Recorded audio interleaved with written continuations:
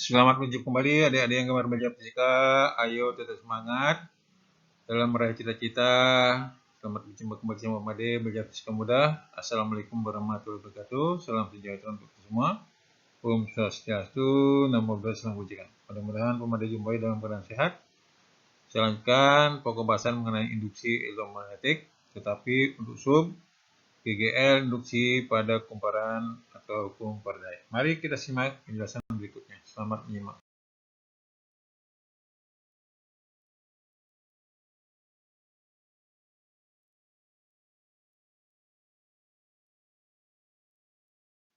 Mari dilanjutkan GGL induksi pada kumparan atau hukum Faraday. Ternyata bahwa GGL induksi pada kumparan itu dari hasil percobaan besarnya sebanding dengan kecepatan perubahan flux magnetik atau GGL sebanding dengan delta flux per delta T. Nah, pada percobaan yang lain bisa dilihat bahwa ternyata GGL besarnya sebanding dengan jumlah litian pada kumparan. Mari kita lihat rumusan secara umum berikutnya. Selamat.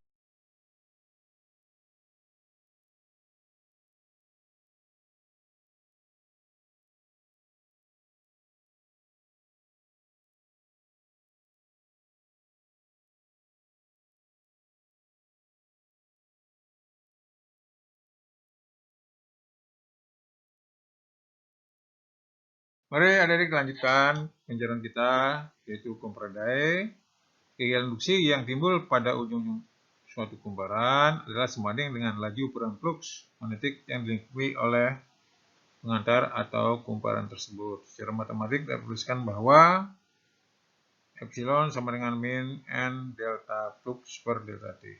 Nah, bila flux magnetiknya fungsi dari waktu, maka bisa tulis besar GL sama dengan min n turunan flux terhadap waktu, di mana epsilon itulah GGL induksi, suruh pol, n jumlah litian pada kumparan, delta flux per delta itu adalah kecepatan perubahan jumlah garis magnet, satuannya Weber per sekon.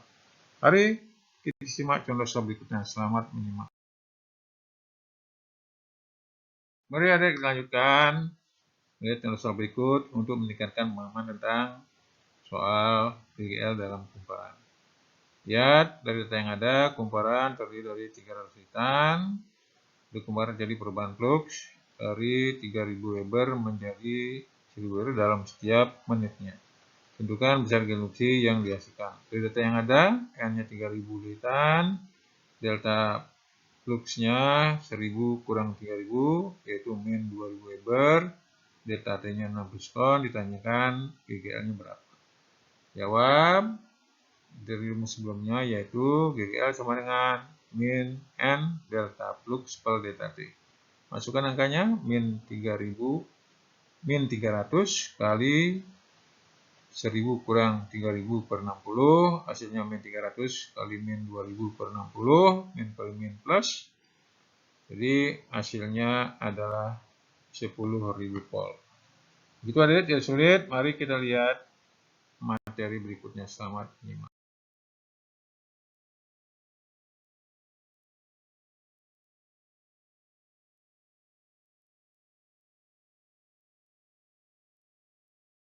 Mari adik-adik kita lihat faktor-faktor yang mempengaruhi GMC pada kumparan. Jadi sebenarnya kalau kita lihat dari rumus yang tadi, itu yaitu GGL sama min N D flux per delta T. Sedangkan kita tahu bahwa flux sama dengan B kali A cos theta. Maka dalam hal ini bisa banyak yang bisa dirubah, dikendalikan. Seperti faktor yang mempengaruhi sekarang GGL, itu yang pertama, perubahan luas bidang kumparan. Jadi dari rumus yang tadi bisa dilihat yang pertama, GGL sama min N delta flux per delta T. Jadi bisa dikembangkan menjadi, lihat rumus yang putih, GGL sama dengan min N B cos theta dA per dt. Nah, untuk perubahan luas bidang yang tetap, tak tergantung waktu, bisa lihat rumus yang kedua dari bawah, GGL sama dengan N B cos theta delta A per dt. Atau bisa juga delta A-nya diganti menjadi A2 kurang A1 sehingga menjadi sebelah kanan. GGL sama dengan min N kali B cos theta kali A2 kurang A1 per T2 kurang T1. Jika medan magnetnya B tinggal lurus terlebih dahulu, maka cos theta-nya berarti cos 0, 1. Sehingga GGL menjadi min N kali B kali delta A per delta T. Mari kita lihat faktor yang lain. Selamat menyimak.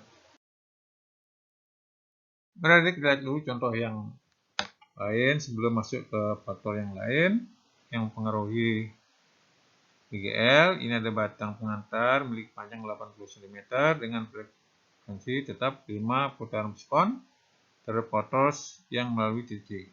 Tentukan beda potensial yang timbul pada ujung-ujung batang jika besar induksi magnetik B 0,3 Tesla. Jadi dari data yang ada bisa kita lihat bahwa berputar menyerupai lingkaran, maka nanti di sini luasnya sama dengan luas lingkaran. Jadi kita lihat diketahui dari data yang ada F-nya 5S, B-nya 0,3 Tesla, jari-jarinya 0,8 meter. Ditanyakan GL-nya berapa. Nah, dari rumus yang sebelumnya yaitu GL sama dengan min N B delta A per delta T. Nah, karena di sini bidangnya berupa lingkaran, maka A-nya pi r kuadrat. Lihat rumus yang kanan bawah. Sehingga GGL-nya menjadi min N B pi r kuadrat per T. Nah, karena seperti itu sama dengan frekuensi, maka bisa tulis terus bawahnya GGL sama dengan min N B pi r kuadrat per F. Masukkan angkanya. Nah, di sini litannya sama dengan 1. Jadi G-nya sama dengan min 1 kali 0,3 Tesla, 3,14 kali 8, 10 pangkat min 1 kuadrat kali 5 hasilnya adalah min 3 volt. Atau besarnya sama dengan 3 volt. Jadi begitu adik-adik, tidak sulit. Mari kita lihat faktor lain yang mempengaruhi GGL induksi pada kumparan. Selamat menyimak.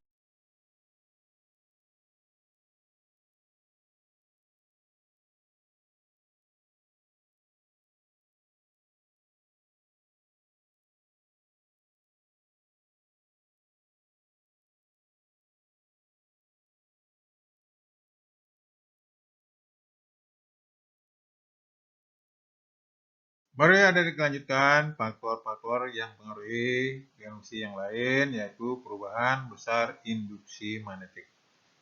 Nah, GGL induksi yang ditimbulkan oleh perubahan besar induksi magnetik ini seperti lihat pada transformator.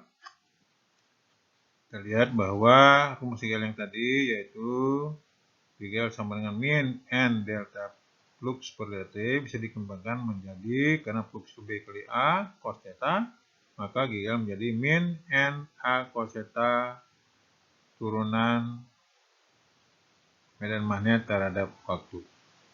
Atau bisa juga tulis bawahnya yaitu GGL sama dengan min N A cos theta delta B per delta T. Nah, delta B-nya di sini berubah, maka bisa tulis sebelah kanannya GGL sama dengan min N A cos theta B2 kurang B1 per T2 kurang T1. Jadi butuh adik-adik, nah B2 kurang B1 per T2 kurang B1 saya tulis dengan delta B per delta T. Jadi di sini dalam hal ini berarti yang berubah adalah medan magnetnya terhadap waktu. Mari kita simak faktor yang lain. Selamat menyimak. Kemudian kita lihat faktor lain yang ketiga yang mempengaruhi induksi akibat perubahan orientasi bidang kumparan. Jadi contoh induksi yang disebabkan karena perubahan orientasi bidang kumparan ini adalah generator. Jadi kita lihat di sini GGL sama dengan min N turunan daripada BA cos theta terhadap waktu. Atau bisa juga tulis min N BA turunan cos theta terhadap waktu. Nah, di mana theta itu adalah omega dari T. Jadi begitu adik-adik. Jadi semua bisa dikendalikan tergantung dari kebutuhan. Mari kita simak penjelasan berikutnya. Selamat menyimak. Mari adik lihat contoh berikut memiliki pemahaman sebuah kumparan kalau terdiri dari 20 lilitan yang masing-masing lilitannya mempunyai luas 0,0015 meter persegi. Medan magnet tegak lurus terhadap permukaannya sehingga nanti tetanya 0 derajat. Awalnya besar medan magnetnya 0,05 Tesla dan dalam waktu 0,1 detik meningkat menjadi 0,06 Tesla. Tentukan GGL rata-rata yang diinduksi dalam kumparan selama waktu tersebut. Dari data yang ada, N-nya 20, A-nya 0,0015 meter persegi, B1-nya 0,05 Tesla, B2-nya 0,06 Tesla, delta T-nya 0,1 sekon. Ditanya GGL-nya berapa? Ingat, tegak lurus berarti tetanya 0. Jawab dari rumus yang tadi bahwa GGL sama dengan min N delta flux per delta T. Nah, ingat perubahannya, bisa tulis bahwa min N B2 kali A cos P min B1 A cos P per delta T. Atau bisa juga ditulis min N A cos P B2 kurang B1 per delta T. Masukkan angkanya. Min 20 kali 0,0015 kali cos 0 kali 0,06 kurang 0,05 per 0,1. Hasilnya yaitu min 3,0 10 pangkat min 3 volt atau besarnya 3 kali 10 pangkat min 3 volt. Jadi begitu adik-adik, tidak sulit. Silakan nanti mencoba soal berikutnya untuk meningkatkan kompetensi. Jangan lupa komen dan subscribe. Sampai jumpa pada sub pokok bahasan berikutnya. Sampai jumpa.